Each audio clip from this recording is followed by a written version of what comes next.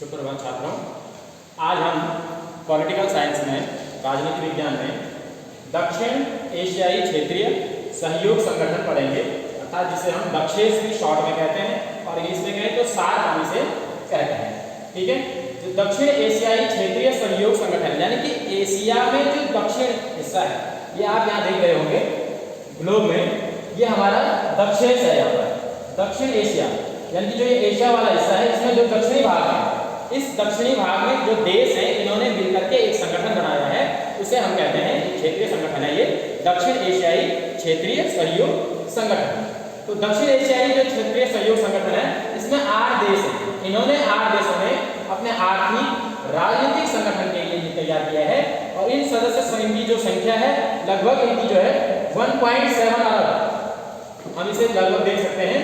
और एक इसकी जो स्थापना अगर हम कहें तो 8 दिसंबर 1985 को इसकी स्थापना हुई थी। अब इसके सदस्य राष्ट्र हैं, कौन है सदस्य राष्ट्र? तो हम 8 देशों की बात करें तो सबसे पहले यानी कि ये देखिए कि आप भारत के जो हमारे पड़ोसी राष्ट्र है, सीधे सीधे भारत के जो पड़ोसी राष्ट्र है वही इसमें क्या है, दक्षेस में है। देखो भारत है, पाकिस्तान है, बांग्लादेश है, आपका श्रीलंका हो गया, नेपाल, मालदीव, भूटान, इनसे मिलकर के क्या है ये देश हमारे बने हुए। कितने होंगे? 1 2 3 4 5 6 7 और एक जो आता है अफगानिस्तान, बाद में इसका 8वां सदस्य जुड़ा था।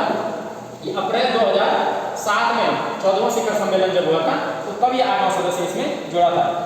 यहाँ पर अगर हम देखते हैं दक्षेस में, तो सबसे पहले इसके इतिहास की अगर हम बात करें 1970 के दशक में बांग्लादेश के जो राष्ट्रपति थे जियाउर रहमान, इन्होंने जो है दक्षिण एशियाई देशों का एक व्यापार विसर्जन प्रस्ताव रखा और 1980 में दक्षिण एशियाई क्षेत्रीय सहयोग संगठन पर विचार रखा गया और 81 में 7 देशों ने मिलकर के कोलंबो में पहली बार ये मिले और एक समिति तैयार की। इस समिति ने एक क्षेत्रीय सहयोग संगठन के लिए एक अपना क्या किया, संगठन तैयार कर दिया।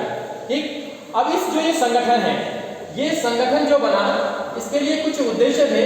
क्यों बनाया गया? क्योंकि कोई भी कार्य हम करते हैं उसके कुछ उद्देश्य होते हैं, तो इसके भी कुछ उद्देश्य है। नंबर 1 अगर हम देखें सबसे पहले कुछ मुख्य जो उद्देश्य है इसके, सबसे पहले अगर आता है वो आ जाता है आपका कि दक्षिण एशियाई लोगों के कल्याण को बढ़ावा के लिए उनके जीवन में गुणवत्ता सुधार लाने के लिए पहला उद्देश्य था।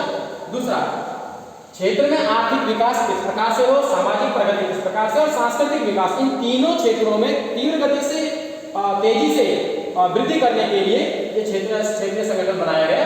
नेक्स्ट आ जाता है कि दक्षिण जो एशिया है इनके बीच आपस में ये सभी राष्ट्र सामूहिक आत्मनिर्भर बने, बाहर अन्य राष्ट्रों से तब जाए, आपस में सहयोग से ये जाए, अपने आत्मनिर्भर पर आए।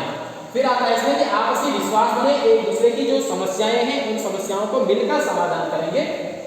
आर्थिक, सांस्कृतिक और तकनीकी, सामाजिक, वैज्ञानिक रूप से हम क्या करें, एक दूसरे का क्षेत्र में हम क्या करें, सक्रिय सहयोग करें और आपसी सहयोग को हम क्या करें, बढ़ावा दें। इसी के साथ जो अन्य विकासशील देश हैं उनके साथ सहयोग को हम मजबूत बनाएं, आपस में साझा हित के मामलों में अंतर्राष्ट्रीय मंचों में जो है उनका सहयोग मजबूती से रखें, उन पर विचार कराएं और समान लक्ष्य उद्देश्य के साथ अंतर्राष्ट्रीय और क्षेत्रीय संगठनों के साथ हम क्या है, सहयोग करने के लिए आगे बढ़े। तो दक्षिण एशियाई जो सहयोग संगठन दक्षेस है 1983 में दिल्ली में जो विदेश मंत्रियों ने, सभी देशों के विदेश मंत्रियों ने मिलकर के इसके दौरान एक बैठक हुई जिसमें इन्होंने मुख्य रूप से इनका क्या था, कृषि, ग्रामीण विकास, दूरसंचार, मौसम, स्वास्थ्य, जनसंख्या, परिवहन, डाक सेवा, विज्ञान, प्रौद्योगिकी, खेल, कला, संस्कृति, इन चीजों पर इन्होंने एक कार्यशाला आयोजित की और सभी जो 8 दिसंबर 1985 को जो है सभी जो हमारे 8 देश हैं, इन देशों ने जो है मिलकर के 7 देश थे उस समय, क्योंकि 8वां देश अफगानिस्तान जो है 2007 में इसमें जुड़ा है, तो ये देशों ने मिलकर के यहाँ पर कार्य प्रारंभ किया। दक्षिण कोरिया को पर्यवेक्षक के रूप में रखा गया इसमें और इसका जो अगर हम मुख्यालय देखें तो इसका जो मुख्यालय आता है वो काठमांडू में इसका मुख्यालय है। ये इस तरह से आप देख सकते हैं कि सार्क हम जो कहते हैं ये देश है, इनकी कंट्रीज यानी कि अफगानिस्तान, बांग्लादेश, भूटान, भारत, मालदीव, नेपाल, पाकिस्तान, श्रीलंका और ये इसके जो है पर्यवेक्षक देश हैं। जो इसके पहले महासचिव थे वो थे अब्दुल एहसान बांग्लादेश के, और अगर हम देखें तो वर्तमान में एशला रोवान वेराकोन श्रीलंका के हैं। ये 11 मार्च 2020 को ये यहाँ के क्या बने थे, मुख्य सचिव बने, महासचिव बने थे। शिखर सम्मेलन अगर हम देखें तो 20वां शिखर सम्मेलन अभी होना बाकी है, इसका भी निर्धारण नहीं हुआ है और 18वां शिखर सम्मेलन हुआ था नेपाल में। 19वां जो होना था वो रद्द हो गया था, 16 में हुआ था ये होना था, लेकिन हुआ नहीं है। तो आज के लिए हम इसमें इतना ही पढ़ेंगे और नेक्स्ट हम अगले दिन इसके बारे में आगे और पढ़ेंगे। Thank you.